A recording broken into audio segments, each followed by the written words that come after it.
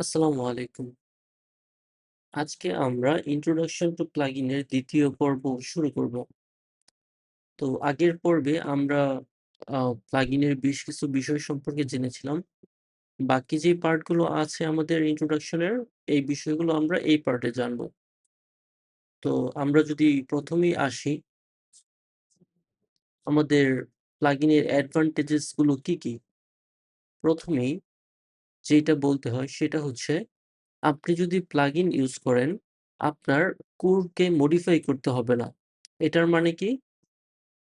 এটার মানে হচ্ছে আপনার ওয়ার্ডপ্রেস যে ইনস্টলেশনটা আছে, ওয়ার্ডপ্রেসের ইনস্টলেশনে আপনার কোনো এডিট করতে হবে না।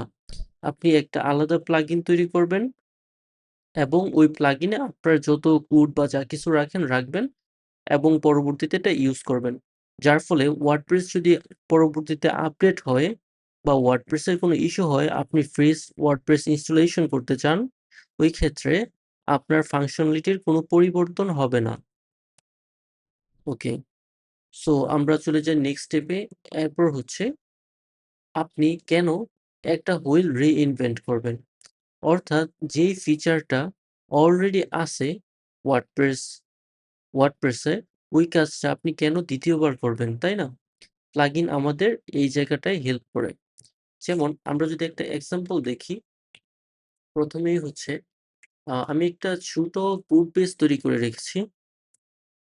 আ আপনি শুধু এই জায়গাটায় মনোযোগ দিতে পারেন। তো এই কোডটা কি করে? এই কোডটা ১ম এই দেখে যে ইউজার কি অপশনস গুলো ম্যানেজ করতে পারবে কিনা। সো এইটা দ্বারা আমরা ভ্যালিডেট করি যে ইউজার কি অ্যাডমিনিস্ট্রেটর অথবা সুপার অ্যাডমিন কিনা। যদি সে অ্যাডমিনিস্ট্রেটর হয়, তবে এই মধ্য জায়গায় আপনি আপনার মতো সব কন্ট্রোলস গুলো লিখতে পারেন। তো এইখানে বিষয়টা হচ্ছে, কারেন্ট ইউজার ক্যান এই ফাংশনটা আমরা তৈরি করিনি। এইটা ওয়ার্ডপ্রেস আমাদের দিয়েছে, আমরা ব্যবহার করেছি। যার ফলে আমাদের অনেক সময় বলা যায় যে যার ফলে অনেক সময় আমাদের বেঁচে গিয়েছে। তো এরপর আমরা যদি ২য় স্টেপটায় যাই, সেম ভাবে email, email subject, email message আমরা ৩ টে ভেরিয়েবল তৈরি করলাম এবং WP মেইল একটা ফাংশন ইউজ করলাম। WP মেইল বলতে এটা ওয়ার্ডপ্রেস মেইল। এই ফাংশনটা এগেইন ওয়ার্ডপ্রেস আমাদের দিয়েছে যেন আমাদের সেম ফাংশন ২য় বার ম্যানুয়ালি ক্রিয়েট করতে না হয়। তো এর ফলে সুবিধা কি? আপনার ২য় বার আবার ফুল ইমেইলটা কনফিগার করতে হবে না। যেমন আপনি যদি নিজে করতেন তাহলে কি করতেন? আপনি কোনো একটা লাইব্রেরি ইউজ করতেন। ওই লাইব্রেরি অথবা আপনি API কানেক্ট করতেন। ওই কানেকশনের ক্রেডেনশিয়ালস গুলো দিতেন। ওইটার উপরে আবার বিভিন্ন কাজ করতে হতো। সো কোনো কাজ করতে হবে না, জাস্ট WP মেইল ফাংশনটা ইউজ করলে। এইরকম ওয়ার্ডপ্রেস অনেক ফাংশন আমাদের দিয়ে থাকে, যেই কাজগুলো আমাদের ২য় বার তৈরি করতে হয় না।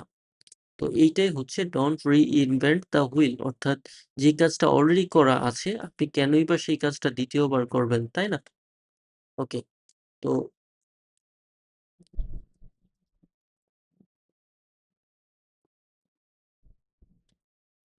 এখন আমরা ৩য় স্টেপে চলে যাব।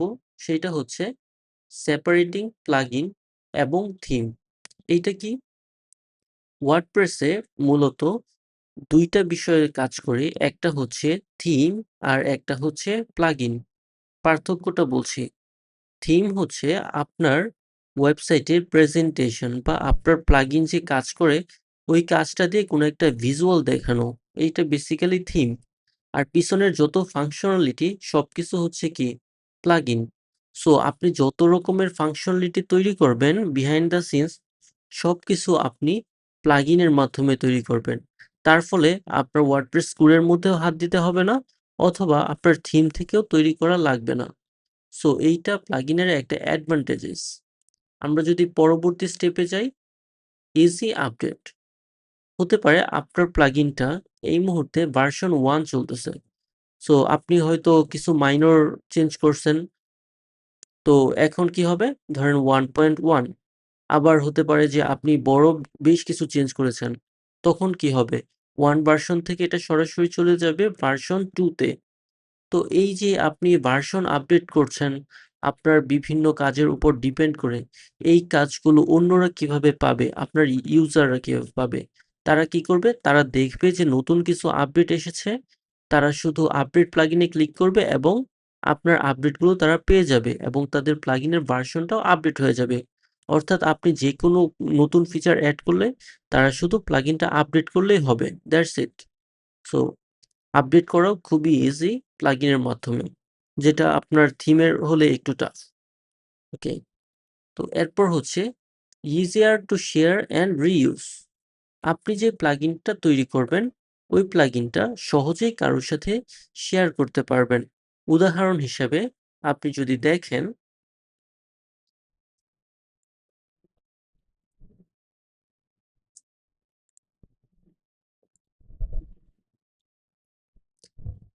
এইটা আমার একটা প্লাগইন, তাই না? Sample plugin. তো এর মধ্যে কি আছে? এর মধ্যে জাস্ট একটা আ ইউজার চেক আছে আর একটা ইমেইল আছে। সো এইখানে আপনার বিভিন্ন কোড থাকতে পারে, আপনার বড় কোড বেস হতে পারে, একটা কমপ্লেক্স প্লাগইন হতে পারে। তো টোটাল ফিচারটা আপনি কিভাবে শেয়ার করবেন? খুবই সিম্পল। আপনি জাস্ট রাইট ক্লিক করবেন এবং কম্প্রেস করবেন। That's it. এখন আপনি কম্প্রেস করা ফাইলটা আপনি যেকোনো ইউজারের সাথে শেয়ার করতে পারেন। সো এটা খুবই ইজি। ইউজার কি করবে? শুধুমাত্র এইটা ইনস্টল করে নেবে প্লাগইন। তখন তার সকল ফিচার সে পেয়ে যাবে তার ওয়েবসাইটে। ওকে।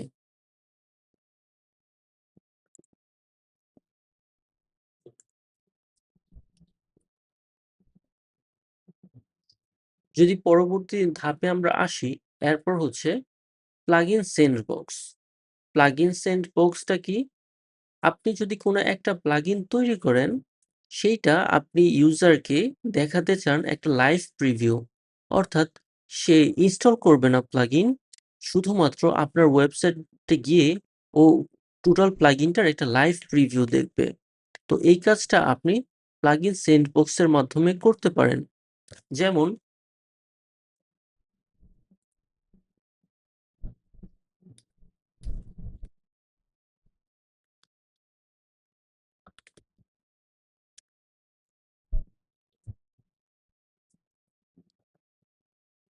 এইটা আমার তৈরি একটা প্লাগইন। ওকে? এটা কি করে? এটা FedEx এর জন্য তৈরি করেছিলাম। FedEx এর শিপমেন্টের উপরেই কাজ করে। আপনি প্লাগইনটা ডাউনলোড করতে পারবেন এবং ট্রাই লাইভ ডেমো এই জায়গায় লাইভ দেখতে পারবেন। আমরা যেটা বলছিলাম, আমরা চাচ্ছি কি ইউজারকে একটা লাইভ ফ্লেভার দিতে। যেন ও সবকিছু দেখতে পারে ইনস্টলেশন ছাড়াই, তার ওয়েবসাইটে ইন্টিগ্রেশন ছাড়াই। তো এই লাইভ সেন্ডবক্স এর কাজটা ঠিক এইটাই করে। আপনি যদি ট্রাই লাইভ ডেমোতে ক্লিক করেন,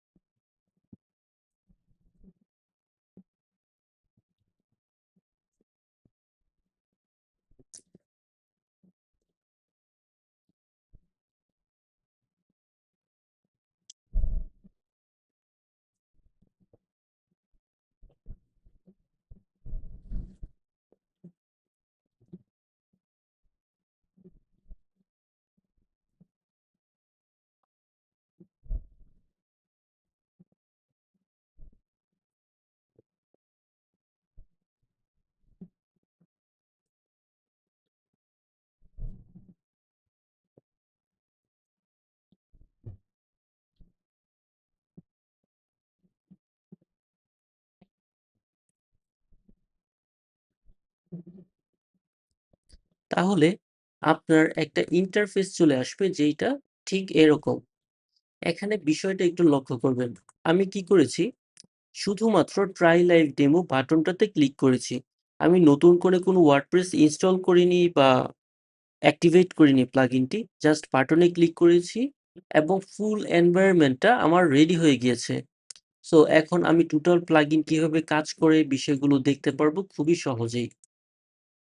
যেমন আপনি যদি শিপমেন্ট লেবেলিং এ যান, আপনি শিপমেন্টের ইনফরমেশন দেখতে পারবেন, লেভেল, ট্র্যাকিং ইনফরমেশন বা আদার্স সবকিছুই আপনি অ্যাক্সেস করতে পারবেন। তো এই যে টোটাল একটা ওভারভিউ অর্থাৎ আপনার ইউজার আপনার প্লাগইন ইনস্টল অথবা ডাউনলোড না করেই টোটাল প্রিভিউটা দেখতে পারতেছে। এইটাই হচ্ছে ওয়ার্ডপ্রেস প্লেগ্রাউন্ড এর লাইভ প্রিভিউ। যেমন আপনি যদি আম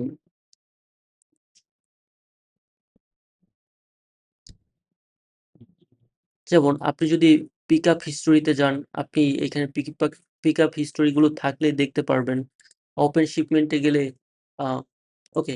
সো এখানে বেশ কিছু কনফিগারেশন করতে হবে এজন্য দিচ্ছে না। বাট আপনি এই কাজগুলো সরাসরি লাইভেই দেখতে পারবেন। ঠিক আছে?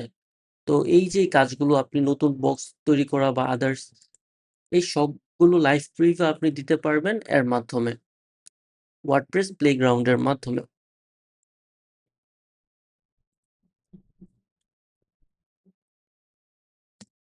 ওকে। তো এই কাজটা ছিল প্লাগইন সেন্ডবক্স এর।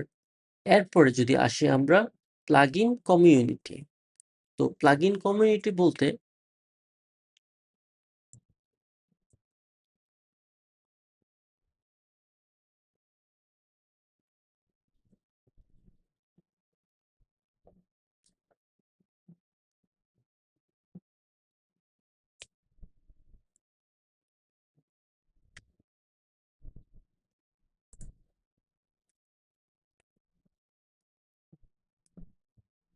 ওয়ার্ডপ্রেসের আপনার বিভিন্ন প্রবলেমে পড়তে পারেন, বিভিন্ন জায়গায় আপনি আটকে যেতে পারেন। তো ওই কাজগুলো সলভ করার জন্য, ওই প্রবলেমগুলো ফিক্স করার জন্য আপনার বিভিন্ন সময় সাহায্য দরকার লাগতে পারে। এবং এই সাহায্যগুলো আপনি ওয়ার্ডপ্রেসের বিভিন্ন কমিউনিটি থেকে পেতে পারেন। যেমন আপনি Facebook এর কমিউনিটি থেকে পেতে পারেন বা X এর কমিউনিটি থেকে পেতে পারেন। তো বিভিন্ন WordPress এর কমিউনিটি আছে, যেটা আমরা পরবর্তীতে আলোচনা করব যখন কমিউনিটি সম্পর্কে ডিটেইলস আলোচনা করব। ওই জায়গাগুলো থেকে আপনি সাহায্য পেতে পারেন। ওকে। তো এরপরে হচ্ছে ইনস্টল এবং ম্যানেজ করার উপায় আপনার নিজের প্লাগইনে। তো আম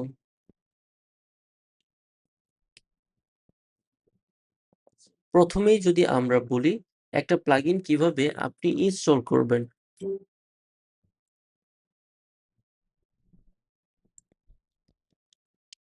যেমন এইটা একটা প্লাগইন, হ্যাঁ? আপনি যদি অন্য কোনো একটা প্লাগইন ইনস্টল করতে চান, আপনি কি করবেন? এড প্লাগইন এ ক্লিক করবেন এবং আপনি এই জায়গায় আপনার সকল প্লাগইন থাকবে। যেমন আমি একটা স্যাম্পল একটা প্লাগইন নামাচ্ছি ধরেন ক্লাসিক এডিটর।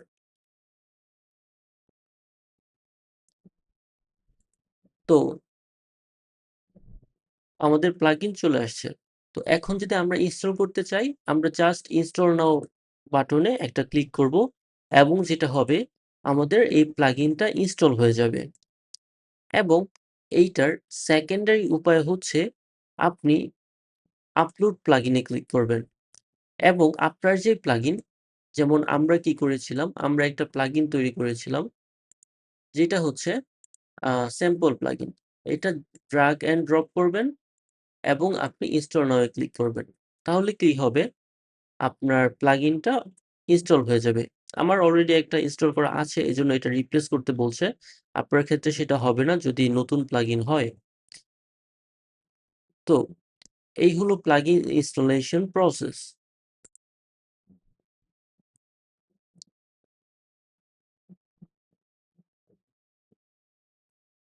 এরপর হচ্ছে প্লাগইন ম্যানেজ করা। প্লাগইন ম্যানেজ করা বলতে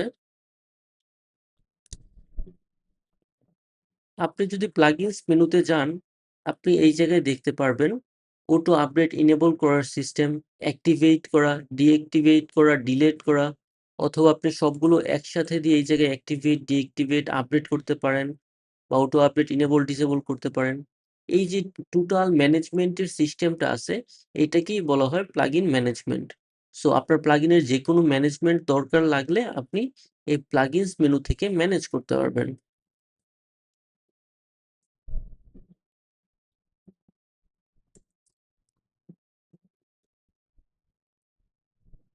ওকে, এরপর কাজ হচ্ছে এডিটিং অ্যাপ প্লাগইনস। একটা প্লাগইন আপনি কিভাবে এডিট করবেন? ওকে, তো এডিট করার বেসিক্যালি ২ টা প্রসেস। একটা প্রসেস হচ্ছে আপনি এই জায়গায় উম থাক এটা দিব না।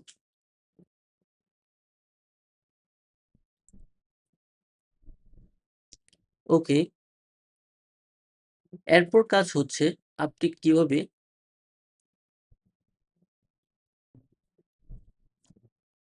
ওকে, এরপর 3rd স্টেপ হচ্ছে আপনি প্লাগইন কিভাবে এডিট করবেন। আমরা যেটা করব, আমরা আমাদের এডিটরে যাব।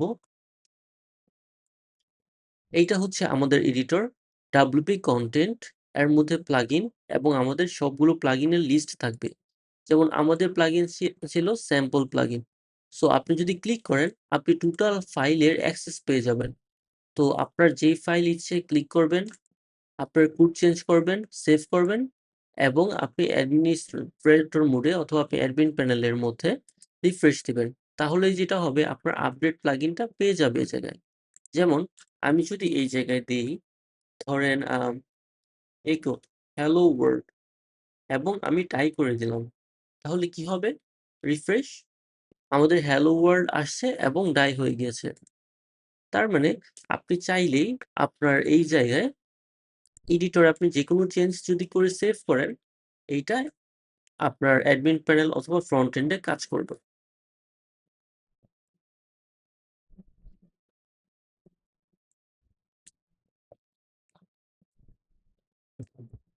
এরপর হচ্ছে প্লাগইন ডিরেক্টরিজ। আপনি যদি এড প্লাগইন এ ক্লিক করেন, এই জায়গায় আপনি সকল প্লাগইন দেখতে পারবেন। হুম? আপনি চাইলে সার্চ করতে পারবেন, যেমন উপমার্স। তখন কি হবে? এই ডিরেক্টরি থেকে আপনার প্লাগইন গুলো সার্চ হবে। একই সাথে আপনি featured plugin, popular plugin, recommended, favourite বিভিন্ন ক্যাটেগরির প্লাগইন আপনি দেখতে পারবেন। যেমন আমি উপমার্স সার্চ করার পর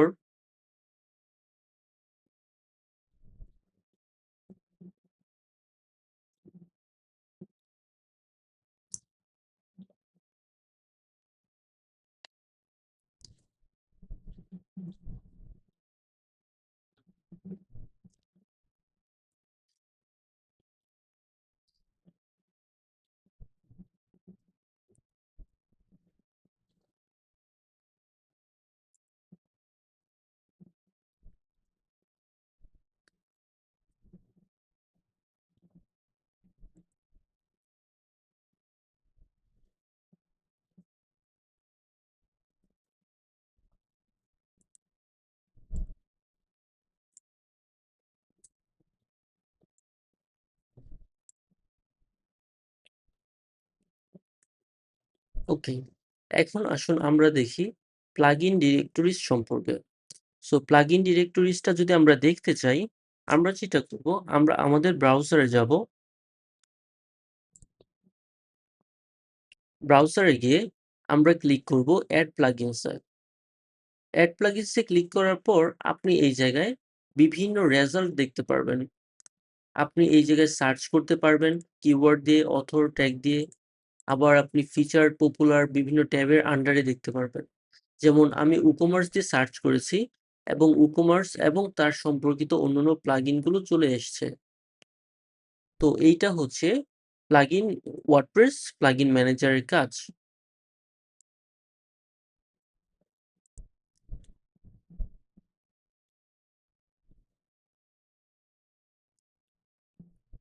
ওকে, প্লাগইন ডিরেক্টরিজ এর পর আমাদের জানা দরকার টাইপস অফ প্লাগইন। প্লাগইনের মধ্যে কি, কি টাইপ আছে?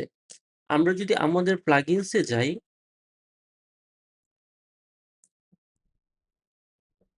তাহলে দেখব all, active, inactive, auto update disabled. তার মানে কি? অল এর মধ্যে আমাদের সকল প্লাগইন থাকবে। অ্যাক্টিভের মধ্যে কেবলমাত্র যে প্লাগইনটা অ্যাক্টিভ তা থাকবে, মাল্টিপল প্লাগইনও হতে পারে। ইনঅ্যাক্টিভের মধ্যে যেই প্লাগইনগুলো অ্যাক্টিভ করা নেই তা থাকবে এবং অটো আপডেট ডিসেবলড এর মধ্যে যেই প্লাগইনগুলো অটো আপডেট ডিসেবল করা ওই প্লাগইনগুলো থাকবে। ওকে। তো এই হচ্ছে বিষয়। আর যদি আমরা আমাদের স্লাইডটা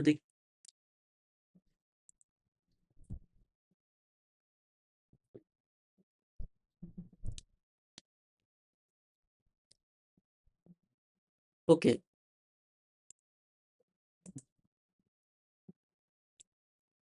ওকে। তো মোটামুটি এইটুকুই ছিল আমাদের ভিডিও। তো আমরা ফার্স্ট পার্টে ট্রাই করলাম ডিটেইলস একটা আলোচনা করতে এবং বাকি অল্প কিছু আলোচনা আমরা সেকেন্ড পার্টে ট্রাই করেছি।